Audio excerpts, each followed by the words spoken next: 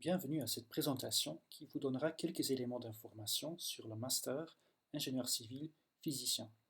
Le Master Ingénieur civil physicien permet de poursuivre un programme à l'intersection des sciences fondamentales et des technologies.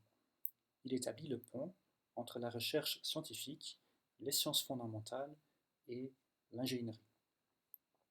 Il prépare les étudiants à être des innovateurs.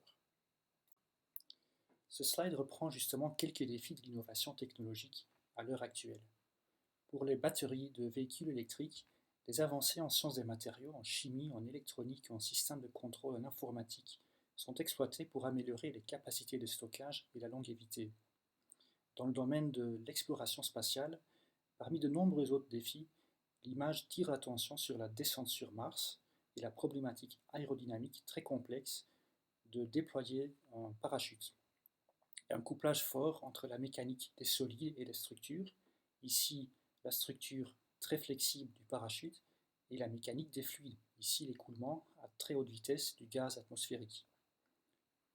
L'exploitation de phénomènes de microfluidique pour la miniaturisation de capteurs électroniques, ou encore la nouvelle technologie dite EUV pour la gravure à des résolutions toujours plus fines de puces, de processeurs, de CPU, de GPU pour les ordinateurs de demain.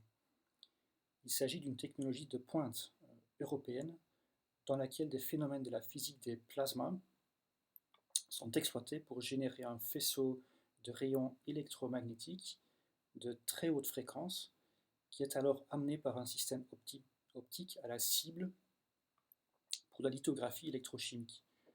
De nombreuses recherches ont été nécessaires, par exemple au niveau de l'optique, car des systèmes classiques de lentilles en verre absorbent les rayons aux fréquences concernées, et donc un système optique basé sur des phénomènes physiques de toute autre nature a dû être conçu par les ingénieurs. Et ces exemples montrent que l'innovation technologique naît à la croisée des disciplines, nécessite souvent des échanges entre les sciences fondamentales et l'ingénierie, et exploite les dernières découvertes scientifiques.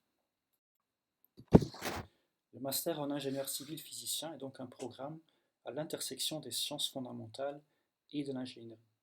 Il prépare les étudiants à établir justement ce pont entre la recherche scientifique, les sciences fondamentales et leurs applications en ingénierie. Le master est dispensé entièrement en anglais.